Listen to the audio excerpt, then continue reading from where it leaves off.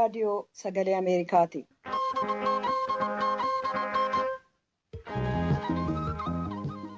Raadiyoon sagalee Ameerikaa wixataa qabee hanga jimaataatti galgala keessaa sa'a 2:00 jalqabee hamma sa'a 3tti meetirbaandii 22, 25 fi 31 irratti Waashingtan DC irraa kan dabarsu sagantaa afaan Oromoo amma jalqaba.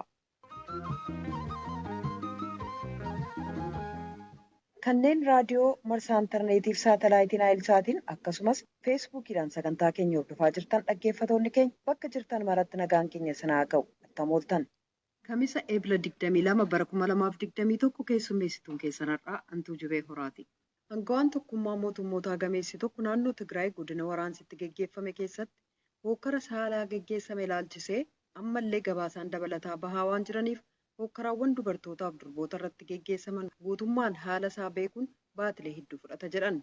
Dhaabbanni gargaarsa daa'immanii kan tokkummaa mootummootaa UNICEF haala walitti bu'iinsi Tigraay keessatti deemaa jiruun mirga ijoolleewwan 10,000tti lakkaawamanii rakkina yeroo dheeraaf turu keessa galchaa jira jechuudhaan akeekkachiise.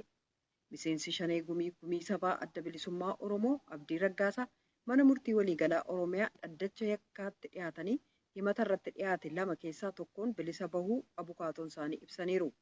Komishinni mirga namoomaa Itiyoophiyaa gurmuun hidhattoota eenyummaan isaanii addaan baafamin naannoo Beenishaangul godina Kamashii aanaa Seedaal keessatti aangawoota mootummaa hanga tokko ajjeesanii irra jireessa aanichaa qabatan jedha. Martinuu gara boodaa dhiyaatu. Hanga xumura sagantaa keenyaatti akka nu waliin turtan isin affeera.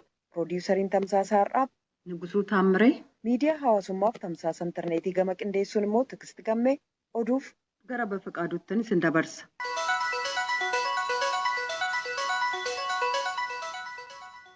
Ashama harka fuunee dhaggeeffatoota amma oduu isin dhageessifna. Oduu kana wajjiniin an Bafqaaduu Morodaati.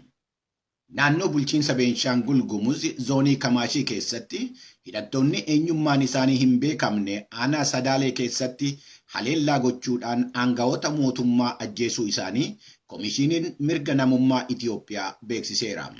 Aroon Maashoo Komishinii mirga namummaa irraa gabaasaa VOA Mallaskaachoo ammaatti akka dubbattetti hidhattoonni hin beekamne kun aanaa Sadaalee caalaadhaan qabatanii jiru. Jiraattonni magaala Gondar ajjeechaadhaa fi buqqa'iinsi bakka adda addaatti saba Amaaraa irratti raawwachaa jiru akka dhaabbatu hiriiraan gaafataniiru.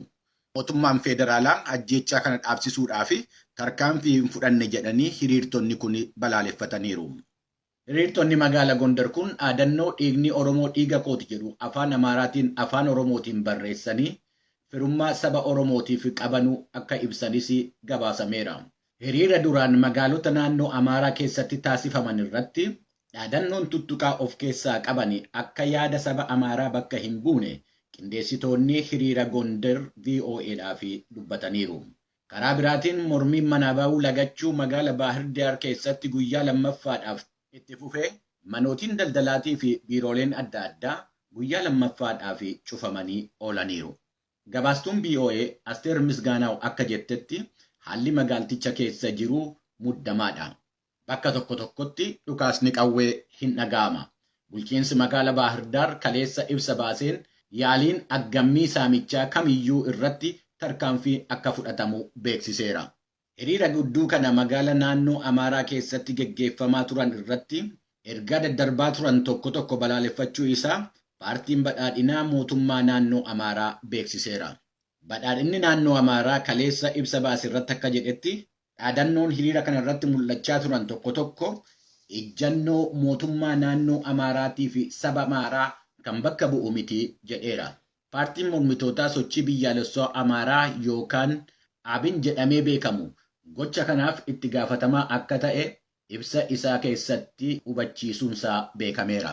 Paartiin Abin poosteroota filannoo paartiilee biroo cicciruudhaa fi gubuun isaas ibsaa badhaadhina kanarratti balaaleffameera. Itti aanaan dura ta'an paartii sochii biyyoolessa Amaaraa yookaan Abin Yoseef Ibraahim komiin paartiin badhaadhinaa Amaaraa dhaaba isaanii irratti dhiyeesse waan qabatama hin qabne jechuudhaan himaniiru. Aangawaan tokkummaa mootummoota gameessii tokko naannoo Tigraay godina waraanni itti gaggeessame keessatti hokkora saalaa gaggeessame ilaalchisee ammallee gabaasni dabalataa bahaa waan jiraniif hokkaraawwan dubartootaa fi durboota irratti gaggeeffamaa turan guutummaa isaatii fi haala isaa beekuun baatilee hedduu fudhataa jedhan. Yuunivarsiitii Joorji Taawun keessatti gaggeeffame irratti kan kana dubbatani tokkummaa mootummootaatti bakka buutuu dhimma hokkoraa saalaa yeroo waraanaa gaggeessamu Piraamiilaa Paaten. Gabaasa Maargaaret Baashir Tujubeetu dhiyeessa.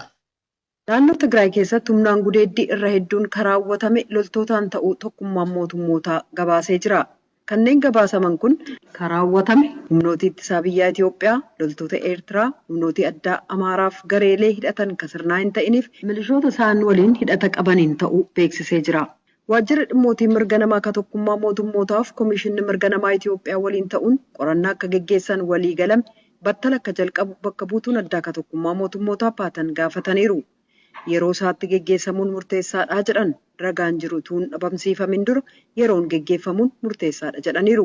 Kanaaf waliigalteen jiru hatattamaan xumuramee gareen kun boodatti tuun harkifatin akka bobba'uuf qorannaan sun ennaa gaggeessamu immoo guutummaa Tigraay keessatti dhorkaa tokko malee daandiin saaqamu qaba jedhan. Erga baatii sadaasaa qabee akka mootummaan jedhutti loltoonni TPLF maadhee waraanaa biyyattii gama kaabaa haleelanii qabee Itoophiyaan gama kaabaa bakka dubbiif wal barbaadan ta'ee jira. Muummichi ministeeraa Abiy Ahmed akka jedhanitti haleellaan sun immoo mootummaan isaanii garee sana gamasii baasuuf tarkaanfii waraanaa akka fudhatu dirqisiise. Dhaggeeffattoota keenya oduun guyyaa har'aatiif isiniif qabnu kanuma fayyaa ta'aa nagaatti. Kan dhaggeeffataa jirtan as Waashingtan DC irraa akka darbu raadiyoo sagalee Ameerikaa sagantaa afaan Oromooti. Barsiiftonnii fi hoogganoonni yuunivarsiitii Jimmaa mootummaa fonqolchuuf yaalii godhanii hidhattoota wajjin walitti dhiyeenya qabu shakkii jedhuun hidhaman yeroo sadaffaaf mana murtiitti dhiyaachuun isaanii ibsamee jira. Abukaatoon shakkamtootaa obbo Taayyee Damissee poolisiin waan qorannoon xumurre jedhuun guyyoota 10 mana murtii gaafate kan eeyyamame ta'us shakkamtoonni kaleessa mana murtii olaanaa godina Jimmaatti oliyyannoo dhiyeeffachuu isaaniin bor mana murtiitti dhiyaachuuf jiru jedhan. Dhimma kanarratti qaamolee mootummaa dhimmi ilaallatu adda addaarraa deebii argachuuf yaaliin goone ammaaf hin milkoofne Naakoor Malkaatu Amboorraa gabaase. Barsiisotaa fi hooggantootni yuunivarsiitii Jimmaa erga humnoota nageenya eegumsaa mootummaan qabamanii hidhamanii torbanoota 2 ol ta'uu ibsame kunneen magaaluma Jimmaa keessa jiraatu isaan keessaa 5 immoo mooraadhuma yuunivarsiitii Jimmaa keessa akka jiraatan himame. Isaanis pireezidaantii itti aanaa yuunivarsiitii Jimmaa kan turan Dr. Adulaa Baqqala, Profeesar Sultaan Sulimaan, diinii barattoota yuunivarsiitichaa kan ta'an obbo Waldoo Asaffaa fi itti aanaa isaanii barsiisaa Badhaasaa Farajaa, ogeessa baqaqsanii hodhuu kan ta'an Dr. Bilisummaa Mulaatu, barsiisaa Diimaa Nagahoo, Dr. Takluu Gammachuu, Shamsaddiin Ammee fi barsiisaa Fayyeeraa Goduu yommuu ta'an akka abukaatoon shakkamtoota obbo Taayyee Damissee jedhanitti hundinuu mootummaa fonqolchuu yaaluu fi shakkii biroo lamaanii kan yeroo beellamaan mana murtiitti deddeebi'aa jiran. Kaleessaa immoo yeroo sadaffaaf mana murtii aanaa Jimmaatti dhiyaatanii turan. Himata sadiin jalqabni himataman mootummaa fonqolchuudhaaf adeemsarra jirudha. Lammataan humna ija socho'u deeggartuudha. Sadaffaan immoo uummata kakaasuudha. Poolisiin guyyaa 10 gidduutti waan raga'ee fedhee mana murtiitti ibseera. Obbo Taayyeen shakkamtootni yeroo beellamaan mana murtiitti deddeebi'aa jiran mirga wabiin gadi dhiifamanii dhimma isaanii akka mana hidhaa alatti hordofatan gaafatamee ture. Garuu tole hin jedhamne jedhan. Sababa isaas ibsanii jiru abukaatichi. Namoonni kun immoo tokko namoota yuunivarsiitii keessatti namoota iddoo guddaa olaanaa qabanidha. Namoota hawaasa keessatti fudhatama qabanii fi faayidaa guddaa kennan keessumaa hubatan dhimma kovidii dhimma walii hedduu walqabatee namoota biyyaaf illee barbaachisoodha. Maqaan seera yakkaa sanatti qabaan jirru kun bakkee ta'anii hawaasa tajaajilu qabu. Dhimma balaa kovidii amma ka'e wajjin namoota hawaasa kana deeggaruu danda'udha waan ta'eef namoota gadhiifamuu qabu waan jiru. Xumurreedha wantoota xumurree qabaa waan jedhu kaasa poolisiin wantoota ragaa namaasii ragaa sanadaas maal isinii qorachaa jira jedha. Immoo guyyaa 10 gidduutti hojii bal'aan hojjetamuu hin danda'ama ture yeroo beellama dabalatama kennamuu qabu kan jedhu kaayyoon maseerichaa wajjin fannine manni murtii galmee fuudhee ilaalee jalqabbiin jira waan ta'eef jedhee yeroo beellama guyyaa 10 dabale. Haala qabiinsa shakkamtootaaf maatii waliin wal argaa jiraachuu fi dhabuu isaanii ilaalchisee waan jedhan qabu ogeessi seeraa obbo Taayyeen. Iddoon sun poolisii magaalaa aanaa tokkoffaa iddoo jedhamudha. Aanaa tokkoffaan sun aanaa lammaffaa iddoo poolisii gahamu. Yeroota kana madaalaa qulqullina achi jiru maal wajjin yoo jedhee gaaffiin qabu sirrii. Oromoo poolisii waan qabuun iddoo qabu. Sadarkaa achi waan achi jiru aksesii achi jiru jechuudha. Ani dhaqee dubbiseera. Maatiinis beektaa iddoo nama qajeelcha magaalaa aanaa keessaa baatanii gara godinaatti ol fidanii maatiinis dhaqanii dubbisaa jiru. Karaa kana kamiin qaban tokko mirgi heeraan kenna tokko namni abukaatoos argachuu qaba maatiis argachuu qaba wantoota mana iddoo to'atame sanitti argachuu qaba sammuu argachaa jiru. Aadde Burtukaan Addaluu haadha warraa Dr. Aduulaa Baqqalati waa'ee hidhaa abbaa warraa isaanii fi barsiisota Yuunivarsiitii Jimmaa kanneen biroo ilaalchisee waan jedhan qabu. Kan mootummaa kanarraa dhaga'amaa ture ragaa qabannee utuu poolisiin hiniinu kan jedhu irra deddeebi'amee dubbatamaa ture. Haa ta'uutii garuu wanti mul'achaa jiru kana faalleessuudha. Ragaa tokko malee utuu waa tokko irratti hin argamin jiruu yeroo qaala'insa jireenyaa baay'ee ammaatee namni jireenya mataasaa wajjin bu'aa bayii keessa jiru kanatti jiruu baruuf barsiisuu yeroo gaggeessaa jiran kanatti ituu ragaa qabatamaan tokko hin jiraatiin nama tokko hojii isaaniirraa lafa isaan jiranii maatii isaanii jeeqanii qabanii kun gaarummaan isaa hoomtuu natti mul'atu bu'aan inni buusus natti mul'atu. Kana keessatti namni gararamuun waan baay'ee nama gaddisiisuudhaan jedhaan akka kootti maaliifi amma gaafa hundumti kun hidhamu hojjetaan mootummaa yuunivarsiitii tokko namni 10 guyyaa tokkotti gaafa hidhamu hojiin akka karaatti dhaabbatu jeequmsi akka ka'u sababa akka ta'u sababa duwwaayyuu miti maatii akka jeequ xiinsammuu namaa akka miidhu beekamaadha. Kana hundumaa utuu quba qabaatanii jiranii nama nagaadhaan mana isaa jiraatu dhugaadha yeroo hammaataa fi yeroo COVID jedhamee namni manuma mana isaa jiraatu of eeggatee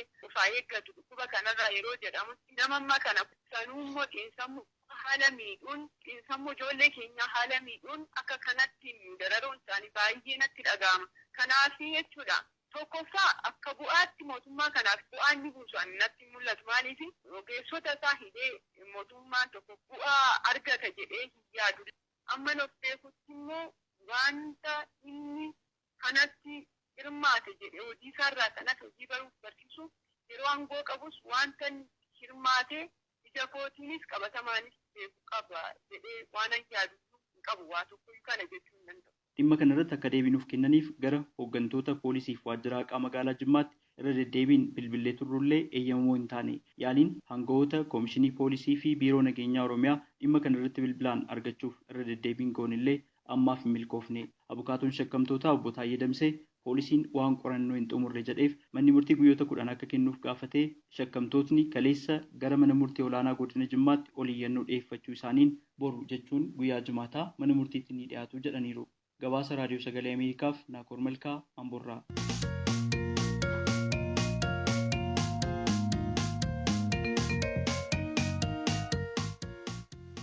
Miseensi Shanee Gumii Sabaa Adda Bilisummaa Oromoo Obbo Abdii Raggaasaa mana murtii waliigalaa Oromiyaa dhaddacha yakkaatti dhiyaatanii himata irratti dhiyaate 2 keessaa tokkoon bilisa bahuu abukaatoon isaanii ibsaniiru.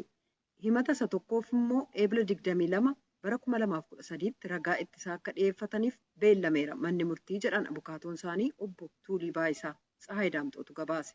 Miseensi Shanee Gumii Sabaa Adda Bilisummaa Oromoo Obbo Abdii Raggaasaa himata 3 abbaan alangaa ittiin himatee mana murtiitti deddeebi'aa turan keessaa 2 bilisa jedhamaniiru jedhan abukaatoon isaanii. Akka abukaatoon isaanii obbo Tuulii Baayisaa Raadiyoo Sagalee Ameerikaatiif ibsanitti obbo Abdiin mana murtii waliigala Oromiyaa dhaddacha yakkaatti Eebila 13 bara 2013tti kan dhiyaataniif dhimmoota 2 ture jedhan. Dhimma 2 ture kan isaan dhiyaatanii tokkoffaan dhimma moobaayilii Tuuriyaa jedhamu tokko hayyama malee yookaan seera ala qabatanii hidhattanii argamtaniitu moobaayilii kanaanis hooggantoota Shanee shiftaa ta'an wajjin wal quunnamtii gootaniitu kan jedhu ture. Himannaan tokko isarratti ofirraa ittisuu qabu moo ofirraa ittisuun qaban kan jedhu irratti ajaja mana murtii eeguuf ture. Inni lammaffaan ammoo shawaa keessumaatiin himatamanii turanii isarratti ragaa ittisaa kan himatamaa dhaga'uudhaaf ture. Haa ta'u malee ragaan keenya guutamanii waan nuuf hin dhiyaanneef ragaa dhaga'uu hin dandeenye. Sababiin isaas ragaa goonee kan lakkoofne tokko Jaaldaawud Ibsaayyuu duree abaa'oo turanii. Isaan yeroo ammaa kana akka isaan manaan baane namni akka biraan dhannee akka biraan baane manatti ittifamanii waan jiraniif dhiyaachuu hin dandeenye. Inni biraan koloneel Gammachuu Ayyaanaati ragaan isaanii isaan mana hidhaa Qiliinxoo jiru. Manni hidhaa Qiliinxoo ajaja mana murtii Oromiyaatiin dhiyeessuu hin dandeenyu kan jedhu ture. namoonni warri isaanis nageenya keenyaaf hin sodaanna jedhanii kun qiyaasin hafanii kanaaf isa kanarratti manni murtii ragaa yeroo biraa guuttadhaatti dhiyeessaa jedhee ji'uma kana gaafa 21tti beellama nuu kennee jira. Beellama kanaan duraatiin manni murtii yakka farra shororkeessummaan obbo Abdiin ittiin himataman keessaa tokko ragaa abbaan alangaa dhiyeesse sirnaan ragaa waan hin baaneef dhimmicha erga xiinxalee ilaaleen booda himannaa sana kufaa taasiseeraa kan jedhan obbo Tuliin dhaddacha kaleessaanis himata tokkoon bilisa jedhamaniiru mana murtiitiin jedhan.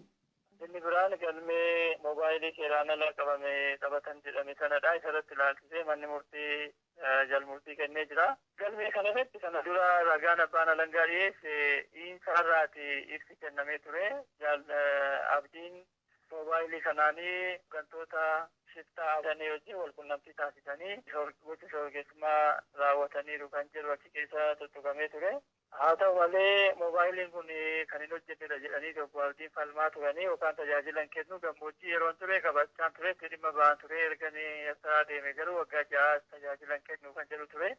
Isa kana ilaalchisee poolisiin gaafa mana isaanii sakatta'ee moobaayilii kana qabu moobaayiliin kun kan hin hojjenne ta'uu isaa galmeessee ture. Haa ta'u malee Itiyoo telekoomiin moobaayiliin kun hojjetu kan jedhu adda baasee akka dhiyeessu manni murtii yeroo adda addaa ajaja kennaa ture. Dhumarratti Itiyoo telekoomiinis qorannaa dheeraa gochaa ture. Dhumarratti moobaayilii kanaanii erga biyya keessa galaniiti erga Abdiin moobaayilii kana qabatanii biyya keessa galanii moobaayilii kanattis bilbilameen beeku moobaayilii kanaanis bilbilameen beeku. Gama biraatiin ammoo moobaayiliin kun chaarjeriis hin qabu siim kaardiis hin qabu kanaafuu moobaayilii tajaajila kennaa hin jirredha tajaajila kennuu danda'u jedhee mana murtiitiif deebii kenneera. Kun ammoo ragaa isaarraa kenname dhibbatti kan faalleessu yookaan kan sobsiisu ta'ee waan argameef manni murtii ragoota abbaa alangaa kana wal bira qabee ilaalee akka waliigalaatti Abdiin himannaa irratti dhiyaateen ofirraa ittisuu otoo isaan hin barbaachisin bilisaan akka gaggeeffamu jedhanii himata kanarraa qofaa godhaniiru. Eebila 22 bara 2013 jechuun beellama itti aanuun ragaa ittisaa akka obbo Abdiin dhiyeeffataniif beellamameeraa jiran obbo Tuliin. Kana dura bara 2008 daangaa Itoophiyaa fi Keeniyaa gidduutti lafa Sololoo jedhamutti loltoonni abaa'oo nama tokko miidhamaa dhuunfaa tokko abiddaan gubaniiru kan jedhudha. Isa keessatti ammoo Abdiitu ajaja dabarsee kan jedhu himanni. Abbaan alangaa ragaa nama tokkitti sana dhiyeesse gama biraatiin namni sun miidhaan kan irra ga'e ta'uusaa hospitaala irraa ragaan dhiyaatee jira. Haa ta'u malee Abdiin kan jechaa jiran yeroo sanaanii biyya kana Itoophiyaas Keeniyaas hin turre bara 1999 irraa qabee biyya karaadhaan jiraadhaa kanaafuu gocha kana keessa hin jiru kan jedhudha. Isa kanarratti ragaa ittisaa fidaa jennaan kanaaf ragaa ittisaa qindeessaa jira jechuudha. Ragaa nama 5 kan maqaa kan galchine amma carraasaa bal'ifna jennee ragaa dabalataa mana murtii gaafanne manni murtii ragaa dabalataa galchadhaa nuun jedhanii gara nama 12 galchinee jira. Namoonni kun baay'een isaanii kan nama gaddisiisu mana hidhaatti kan jirani. Walakkaan Buraayii jiru, walakkaan Galaan jiru, walakkaan immoo Qiliintoodha jiru. Kan namni ala jiru nama muraasa jaaldaawii socho'uu hin danda'ani. Haa ta'u malee inni tokko yoo dide inni tokko dhiyeessuu danda'a yookaan namni tokko yaafee tokko dhufuu danda'a jennee carraasaa bal'ifachuudhaaf waliigalatti ragaa nama 12 lakkoofnee jira. Obbo Abdii Raggaasaa manneen hidhaa naannoo Oromiyaa bakka garaagaraatti hidhamaa kan turanii fi manneen murtii sadarkaa adda addaarra jiranitti dhiyaachuun kan dhimmi isaanii ilaalamaa turedha.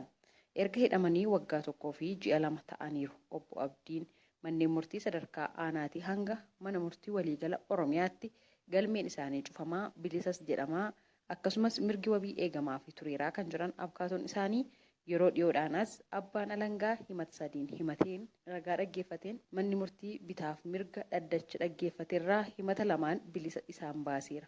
Amma himata hafeen ragaa ittisaa akka dhiyeeffataniif ajajeeraa jiran obbo Tuliin. Gabaasa raadiyoo sagalee Ameerikaatiif Tsahaay Daamtoo Finfinneerraa. Kan dhaggeeffataa jirtan as Waashingtan DC irraa akka darbu raadiyoo sagalee Ameerikaa sagantaa afaan Oromooti. Biiroo Eegumsa Fayyaa Oromiyaatti Daayirektarri Barnoota Fayyaaf Kominikeeshinii Siister Sa'aadaa Ahmad isaaniin dabalatee maatii guutuun vaayirasii koronaan qabamanii akka turan ibsanii jiru. Waa'ee dhukkuba COVID-19 irraa muuxannoo arganne uummataaf yoo hirre wal barsiisuu ta'a jechuun keessummaa keenya har'aa ta'an haala jalqaba ture ibsuun jalqabu Siister Sa'aadaan jaalanneetu haasofsiisee akkas jedhan. Yeroo baay'ee nuti hubannoo hawaasaa cimsuu irratti kan xiyyeeffannee hojjennu iddoo adda addaa sisteemii hawaasa keenya ni dammaqsinaa ni barsiisna. Kanumaan wal qabatee dura kanatti dhageenye mataan na dhukkubee qaamni kun ammaas humna kanaan iddoo jilbaa harka maal kun maggaxaaxameen kun ni jiraani. Asirratti dhukkubbiin na dhaga'ama. Sana booda hamileen qabdu jechuun waan takkaas fedhii hin qabdu. Faayinaalii guyyaa muraasa hoggaan turu akkuma bifa afaan na fakkaate afaan kan deemu kana malee koovid shakkinaan baay'ee if eegaa waan hin deemuuf jecha iddoo hin deemuttis mana keessatti sirriitti waan of eeggannoo barbaachisu taasisuuf jecha koovidiin na qaba kan jiru shakkii hin qabuun ture. Faayinaalii biiroo gallaanis hin dadhabee hin galee manatti guyyaa tokkoo fi lama boqottamee jee hoggaan mana taa'u qufaan na jalqabe. Qufaan kun addaan sirraan dhaabu baay'ee si qufaasisa. Mataan baay'ee si dhukkuba. Humnaan qaamni kun si dhukkuba. Booda shakkiin na keessa dhufte. Tarii dhiironni kun koovid tahaa jeeti dhiiroo ijoollee keenya ta'in barkeessu yeroo jettu rabbi dhibee waan akkanaan na dhaga'ama. Tarii koovid tahuu mala. Kanaafuu osoo qoratamee gaarii ta'a kan jiru gaafatte dhufanii anaas maatii kiyya guutuu saamuda nurraa fuudhan jechuun maarchi 18 jechaadha. Guyyaa boruu bu'aa keenya hoggaa nu himan anis koovid poozitiividhaa qabameetiin jira. Abbaan mana kiyyaa Dr. Jamaaliif qabamee jira. Daa'imman kiyyaa hundi warri mana keessa jiru hundinuu poozitiivdha. Baay'een mana keessatti ayisoleetiif goonee waan godhuu qabnu goonee nyaataanis waan adda addaatiinis akkasitti eeguu qabna kan jiru. Yaa hooma ayisoleeshinii manumatti yaalla jennee teenye. Ijoollee meeqa qabdu isin? Ijoolleen as na bira jirtu lamaan na bira jira. Lama jirtu ala jirti. Hojjettuunis dhukkubsatteetti? Hundinuu isaan hundi dhukkubsatan. Namni tokko nafni mana keessatti. Karaa kam akka dhufe hin barree? Karaarraa dhufe hin barree. Tariigaa ati hoggaa deemtu ati if eeggatteef namni if eeggachuu dhabuu mala. Kanaaf if eeggannoon ati gootu qofti si baraara jechuun hin danda'amu. Hundi if eeggachuu qaba. Booda ijoolleen xiyyaatti xatamaa keessa turte hojjettuunis ijoolleenis mallattoon qaban isaati. Amma mallattoon kun kan mul'achaa dhufe anaa fi dooktarri irratti. Abbaa mana kiyyaa irratti jecha. Booda macarrashaa hoggaa guyyaa 3 fi kana bullaan baay'ee na jedhe. Hargansuun na qabeechi booda hafuura baafachuu hin dadhabe. Hafuurri kun niin qufaa hafuuraan baafachuu dadhabee booda macarrashaa irratti dhiiga keenya keessaa meeshaa itti oksijiin hangam takka itti lakkaatu jira. Isa sanniin qaba hoggaan laalu yoo 90 jettee rakkisaadha. 90 ooloo ta'e gaariidha. Duraan wayyaadha ture osootuma jennu mana 8 seenee osootuma jennu gadi bu'uu jalqabnaan natti cinaa jira jechuun bilbilee biirootti yeroo masan ambulaansiin dhuftee mana ana qofa fuutee kutte. Isin qofa? Ana qofa because ana qofa yeroo san kan itti dhimee laalee ajaa'ilan ambulaansiin hoggaa dhuftu abbaa mana kiyyaatii fi daa'ima kiyya isa hangafaa bara namaatiif fudhatee isaatu ganna buusee ambulaansiin ta'ee keessa galee jira. Hoggaan ambulaansii keessa galu kophaa kiyya namoonni jala hin deemne. Maaltu isinitti dhaga'ame yeroo sana? Hoggaan ambulaansii keessa narraa bananii galu gara galeetiin daa'ima kiyya laata. Abbaa mana kiyyaa ni ilaale. Mucayyoo tiyyata mana haftees ni yaadate. Ijoollee tiyyataa barnootaaf ala jirtu sanis ni yaadate. Bakka if qabuun dadhabe. Ambulaansii irra ciisee osoo imimmaan kiyya narraa yaa'u hospitaala gale. Baay'ee na dhaga'e. Bakka hani hin deebiin because yaa'u koovidiin qabamanii carraan fayyuutis ni jira, carraan ittiin du'uutis ni jira. Ogeeyyiin keenyas baay'eedha kan ta'e sababa koovid kana. Baay'ee na dhaga'amee osootumaan boo'uutiin hospitaala ga'e. Hoggaan hospitaala ga'u ogeessonni na simatanii maal jedhanii yeroo masan waan silaa qorannoo barbaachisu naa godhanii raajiis na kaasanii maal jedhanii ciisuu qabda jedhanii miintisee oksijiina irra taa'uu qabda jedhanii baay'een eegaran. Wayi daa'imman kiyyaan jee, wayi ilmaan kiyya, wayi mana kiyya. Haati takka wanni yaaddu caalmatti duu isii sanirra daa'imman isii sanii fe'ate. Wayi daa'imman kiyya osoo iddoo tokkollee naan ga'in bittinnee seeqa isaa kutee jira. Hospitaala mojooti kan inni seenne ogeeyyiin keenya dhugaa dubbachuudhaaf akkaataan itti ibsuun qabu sirriitti tajaajila barbaachisu naa kannanii maal jedhanii garuu yeroo san keessatti dhibee kana caal hasiimuu maal seete waan ati sammuu kee keessatti hin qabdu mana kee yaaddaa daa'imman kee yaaddaa maal yaaddaa galgalanii bulee barummaa ammaas dooktar cimee dhufe gama hospitaala. Abbaan manaa keessan? Abbaan manaa fayyaa. Ijoolleen biyya manatti hafte inni hospitaala galee an hospitaala galee yaa rabbii fayyaa ni jedhe. Yaa rabbi ilmaan kana dirree kanarra bittinneessee nuuf fudhatiin jenne bakka waan ani hin ji'uun qabu atliist yeroo san an yoon du'e akka nama tokkootti niin du'aa garuu irra calaa kan hin yaadaa ture daa'imman kiyyaa.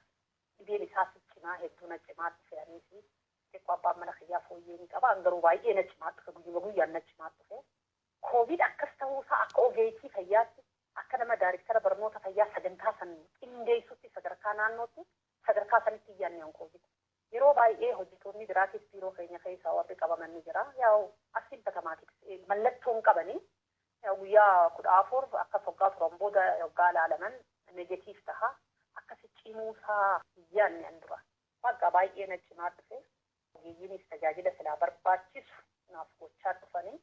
Ofii dhukkubsattanii akka kana rakkataa hospitaala ciistanii namoota akka keessan dhukkubsatan faarguuf carraa argattaniittu maaltu isinitti dhaga'ame? Baay'ee si dhaga'ama. Faayinaalii wanni si dhaga'u maal ta'e waggaa hospitaala san keessa jirtu dhibee kana ati if eeggatteef baraaramuu hin dandeessu. Akkaanan qabamu namni biraa sababa naa ta'a jecha.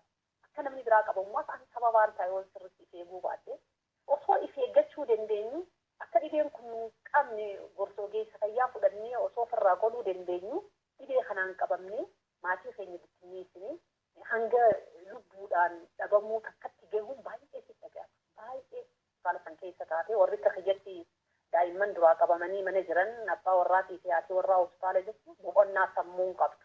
Dhibeerra boqonnaa sammuu dhabuu saniif miidha. Namni faan du'e gaafa jedhamu dhageessaniittu osoo achi jirtanii? Namni ni du'aa baay'ee naata. Yaa rabbii kiyya kana keessaa na baaseetta. Waggaa takkaas rabbii kee kadhachaatuma hanga kaanis dhibee kee dhageeffachaa waan ta'eetta. Booda osootumaan ji'uutiin yaa'u guyya guyyaadhaan xiqqoo fooyya'insi argamaa dhufee xiqqoo fooyya'aatiin dhufe. Oksijin saatureeshin kan jennu kunis hargansuun kunis xiqqoo narraa wayyaawaa dhufe. Sana booda maaltu na jalqabee garaan na deebisee maas. Garaa kaasaa achuman na jalqabee maas. Sanis guyyaa lamaan takka akkasitti minis wanta na godhe. Sana booda sunis narraa dhaabbate. Marii kana torbeetti fufna. Siistar Sa'aadaa Ahmed hedduu galateeffanna.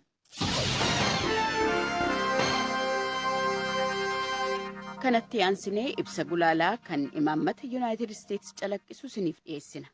Ministiriin dhimma alaa Antoonii Bilinkan xumura baatii bitootessaarra Rippaabilikii Dimokiraatawaa Koongoof Rippaabilikii Giinii keessatti kan uumame weerara eeboolaaf deebii hatattamaa kennuuf jecha mootummaan Yuunaayitid Isteetsi hanga doolaara miliyoona 30 ramaduusaa beeksisan. Deeggarsi maallaqaa kun biyyoota daangaarra jiraniif kanneen akkaan saaxilamoo ta'an Koodivuwaar, Laayibeeriyaa, Maalii, Ruwaandaa, Senegaal, Seeraaliyooniif Ugaandaa eeboolaa ilaalchisee qophee godhan cimsuuf oola. Eboolaan dhibee qaama keessatti dhiigii akka dhangala'u godhuuf ho'a qaamaa dhaqqabsiisu yoo ta'u, jalqaba bara 1976 Rippaabilikii Dimokiraatawaa Koongoo Shiyaarraa naannoo laga eeboolaa jedhamutti argame. Jaarmiyaan fayyaa addunyaa akka jedhetti bara 1976 bara 2012 weerarri eeboolaa 24 biyyoota uffee Saharaa gaditti kan argame yoo ta'u namoota 2400 yoo qabu kanneen 1590 ta'an immoo galaafateera. Sana booda muddee bara 2013 fi amajjii bara 2016 gidduu yeroo jiru keessatti weerarri guddaan Afrikaa dhiyaa keessatti ka'ee namoonni 28,646 yoo dhukkubsatan kanneen 11,323 ta'an immoo du'aniiru. Weerarri xixiqqoon immoo bara 2017 fi 2018 keessa ka'an. Weerarri guddaan lammataa bara 2018 hanga bara 2020tti Rippaabilikii Dimokiraatawaa Koongoo keessatti ka'e. Seenaa addunyaa keessatti weerara eeboolaa isa guddichaaf Rippaabilikii Dimokiraatawaa Koongoo keessatti immoo inni hamaan godinaalee walitti bu'iinsi keessatti gaggeessamu keessatti yeroo jalqabaaf mudate. Eeboolaan kan daddarbu dhangala'aa qaama namaa yookaan beeladaalee dhibee kanaan qabaman irraa argamu kallattiin yoo itti bu'ani. Daariqisaa uumamuu kan danda'u innaa nama dhibee kanaan qabamee du'e dhiqan, kafanan yookaan itti bu'ani. Jaarmiyaan fayyaa addunyaa akka gabaasetti kunuunsi dursee kennamuu fi hirmaannaan hawaasaa lubbuu oolchuuf weerara kana to'achuuf dhimmootii ijoodha jedhee jira. Weerarri eeboolaa akka hamaatti akka hin mudanne ittisuuf naannolee dhibee kanaan dhahaman keessatti namoota haaraa dhukkuba kanaan qabamaniif hatattamaaf dammaqinaan deebii kennuu akkasumas of eeggannoo gochuuf hordoffiitu barbaachisa. Deeggarsi doolaara miliyoona 30 mootummaa Yuunaayitid Isteetsi biraa argamu naannoo dhibeen kun itti argame hordofuu akkasumas qorannaa laaboraatoorii geggeessuuf oola. Waaltaalee wal'aansa eeboolaa hundeessuu akkasumas daariqa ittisuuf hojii hojjetamu cimsuuf keellaalee eegumsa fayyaa ijoo keessatti to'annaa cimsuuf illee ni oola. Dhibeen daddarban kan akka eeboolaa daangaa biyyoolessaan kabajan. Kanaaf hatattamaan bal'atu fayyummaa nageenyaaf badhaadhina biyyootaa balaarra buusu. Mootummaan Yuunaayitid Isteets dhukkuba hamaa kana ittisuuf deebii kennamu akkasumas nageenya fayyummaa addunyaaf gumaachuusaaf ni boonaa jechuudhaan gulaalaan har'aa yaadasaa xumura. Kan kanaa olitti dhageessan ibsa gulaalaa kan imaammata Yuunaayitid Isteets calaqqisu ture. Raadiyoon Sagalee Ameerikaa galgala keessaa sa'a 2:00 jalqabee hanga sa'a 3:00 wixataa hanga jimaataatti qophii afaan Oromoon dabarsu irratti raawwata. Qophii boriitiin walitti deebina. Nagaatti bulaa. Amma sagantaa afaan Amaaraatu itti fufa.